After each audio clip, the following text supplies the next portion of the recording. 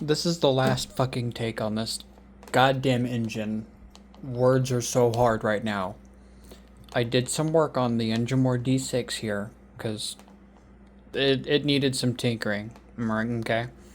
I'm gonna start off with this guy right here. This is the rotor. This thing was horrible. It was way lopsided. You can actually see it's thick here at the bottom, thin. Yeah, sucker was lopsided. Popped it apart, sanded this side flat. I took that out before I sanded it because I didn't want to risk losing the only metal strip that I had. Thunked it down onto a flat surface and simply put some plastic JB weld in there, and it took to it fantastically. It's not perfect by any means, but my god, is it way better than what it was. I do have 100% consistent spark.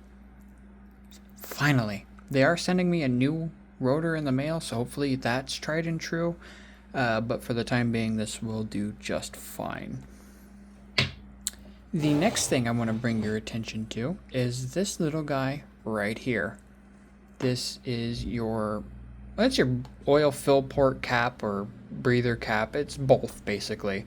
As you can tell, there is your head right there. And this threaded part was way too long, so when you'd put it in, it was actually blocking out that hole. Sorry. It was blocking out that hole right there and causing pressure to build up, which is why my oil here had smelled of gasoline. It was building pressure.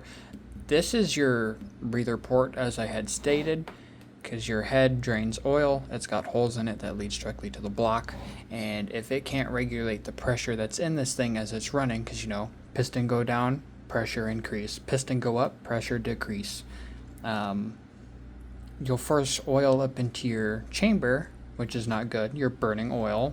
Shouldn't do that, but it will with the pressures, right? And then you'll end up forcing gasoline into your oil.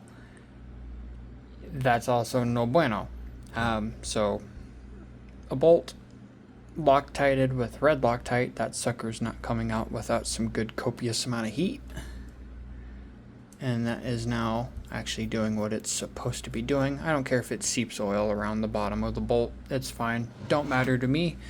The rest of it's now sealed. It's working as intended. The next thing I did, and it's something you don't need to do, but you'll see why I did it in the first place.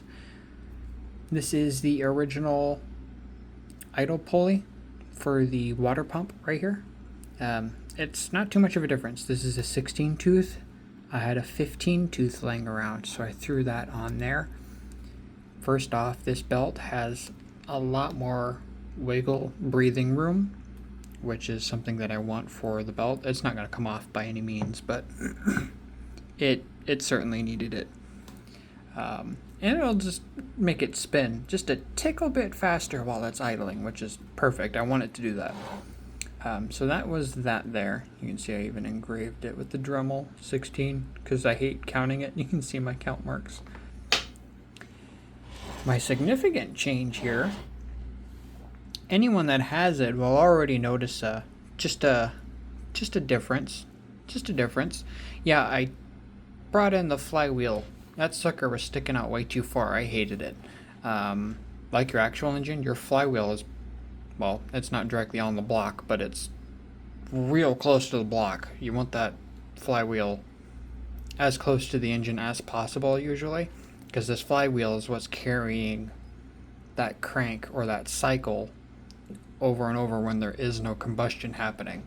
You won't get through all 4 strokes if you don't have the weight behind it to keep that shit rotating.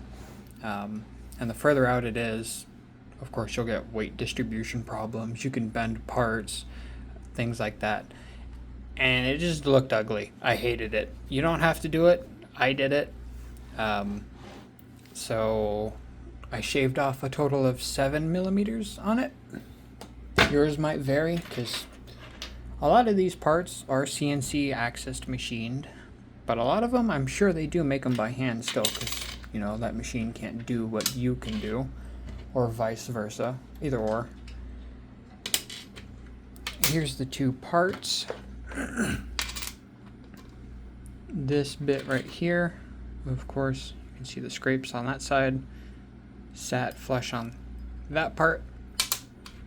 And then this is the, I guess you could say, cover slash support for this idle gear here.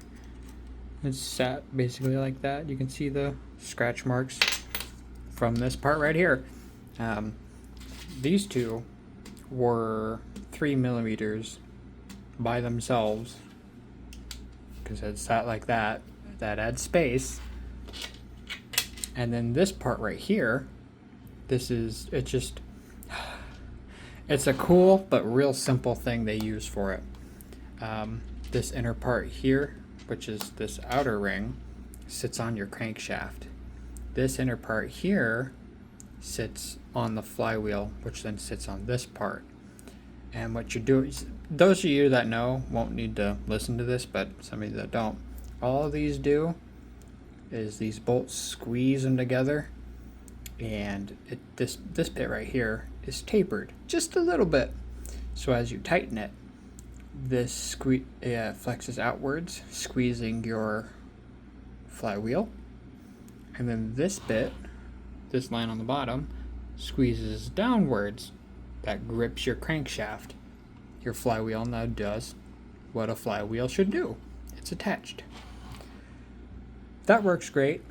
Shaved off that tiny bit of amount in there. It fits perfect. There is absolutely, I'm saying absolutely, microscopic play right there. Okay. Microscopic. So don't be concerned about this flopping about. You could probably see it right there. 2 washers, a washer, and then some. You can see my guiltiness. Red Loctite right there. This isn't going nowhere. And there's no plugs in it. I tested it with plugs. It still works just fine. Works perfect. What's better is I was worried about that screw coming off, but it actually tightened up on itself, and then the thread lock just cured it, and now no matter which way you spin it, you're totally fine. So, yep, it's plenty stable. It doesn't handle that much torque. You'll be fine. Worst case scenario, it snaps, but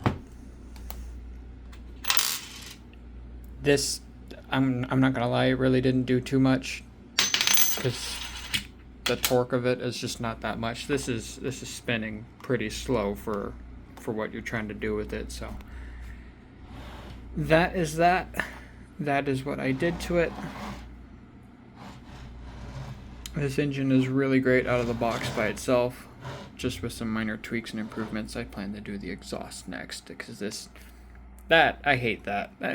That's so stupid, but it works.